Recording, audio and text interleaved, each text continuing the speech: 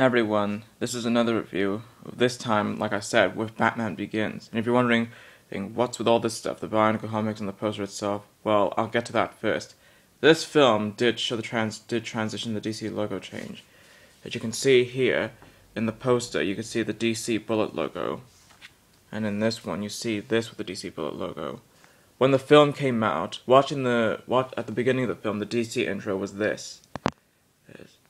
For halfway to they changed it, and you can see on the back it is that logo. Halfway 2005, they changed the DC logo, which Wikipedia did not write down the reason why, but I can guess why. If you look at, here's an example with these comics. You can see here they look all normal, regular, illustrated. But looking at this one with this logo, you can see here that it looks everything is darker. If you got any more Bionicle comics of 26 to 27 and look at the illustrations, you'll see that they are darker too. They look dark. Illustrations are more darker. Is more of a darker quality. You can see here. So that's why I had to bring those up to show that while this film was out, they transformed this logo into this logo.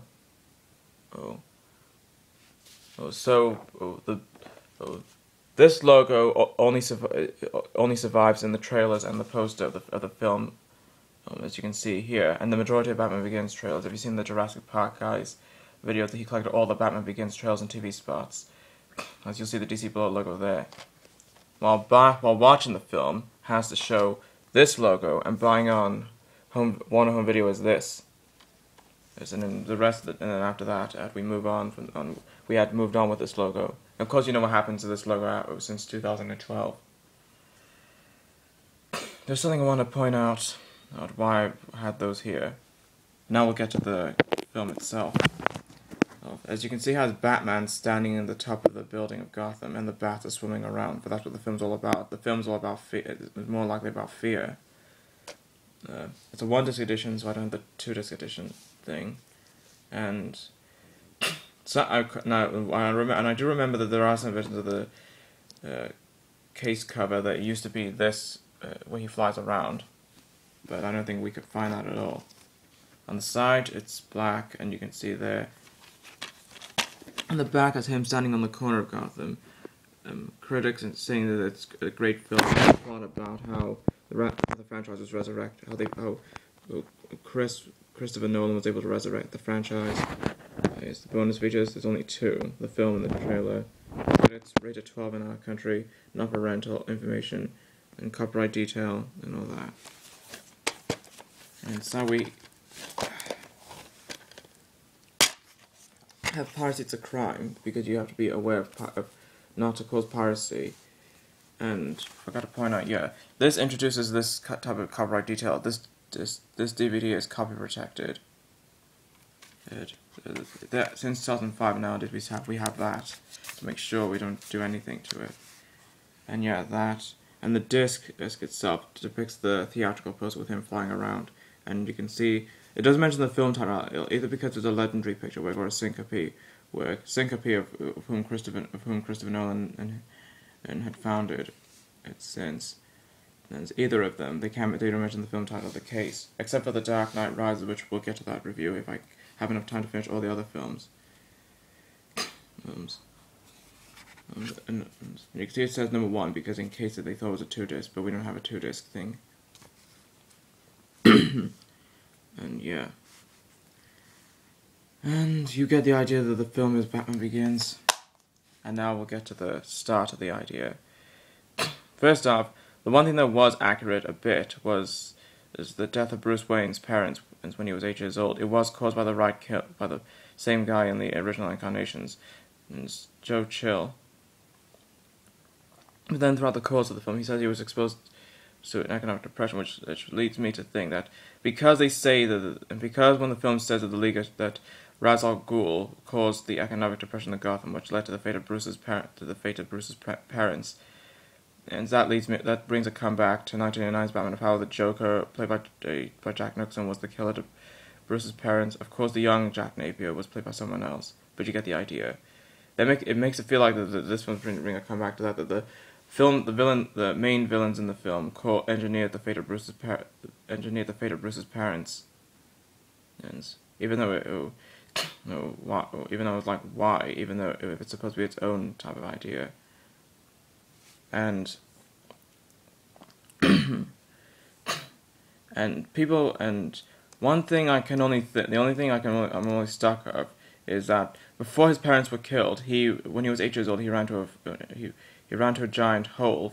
He ran to a giant cave with bats swarming around. And he freaks out. But some versions, they say after his parents were killed, he fell off into a giant cave and discovered bats all around him, and it freaked him out. So I don't know whichever one's true. If you can say which one's true, that before his parents were killed, he ran to a bat, or before he ran to a bat, his parents were killed first. Just put that in the comments below.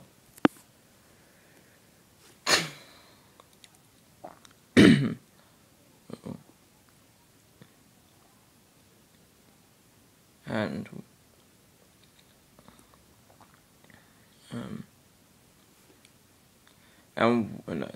even I thought I was confused about Ra's al Ghul being one of them. The real Ra's al Ghul in the film, but then I was able to understand. The real Ra's al Ghul was the one who disguised the name Ducard, while the one that died in the wood was actually a replica created until the right time to expose who he really is, as well. So that way it tricks Bruce into thinking that Ra's al Ghul was already dead.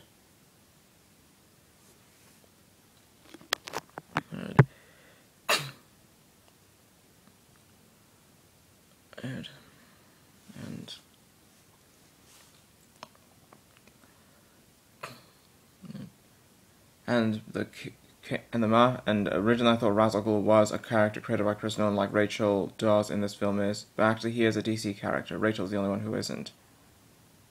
And the idea about which now I figured it out. Now, the idea of Bruce being trained by the League of Shadows is that way Bruce gets to be tricked into a few things. If he's glad, he's proud of all the training techniques he's got from them, but he refused to join with them as he knew that they're trying to destroy the city, as they're trying to destroy Gotham.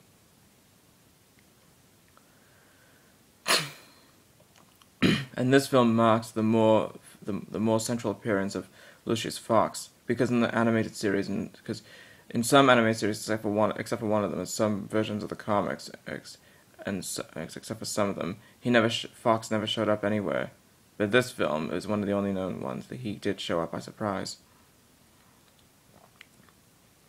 And the train thing, and the trains, and the outside trains did kind of remind me of Spider-Man 2, but people did say it did kind of play out with it.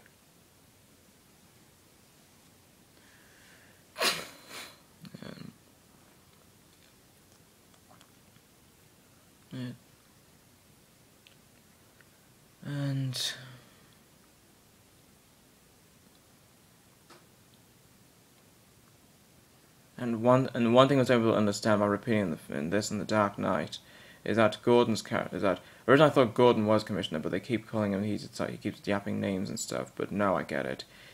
In this film, he was a rookie sergeant, and back when Bruce was 8, then he became a veteran sergeant throughout the present time when Batman was there. Then he became a lieutenant at the end of the film, and then the beginning half of the second film he was lieutenant, and then halfway the second film he was Loeb's replacement as commissioner. Then I get it. The only favorite parts would be the origins, and Rachel's transition from a young childhood as a young girl, although to an adult girl. And then throughout the course of The Dark Knight, you'll know what happens, which we'll go over about later.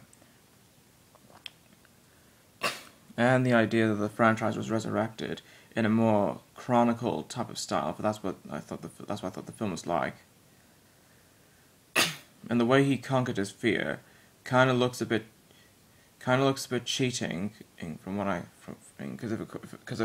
according to the original incarnations, he tried hard to fight being afraid, to fight his own life, fight for his own life, being afraid. But in this film, he breathed into the compound he picked up from the grass, those blue flowers that Raz told him to give to. Raz turned it into gas, making it so that made it more aerosol gas-like, so he can inhale through it and try to fight his fears through it.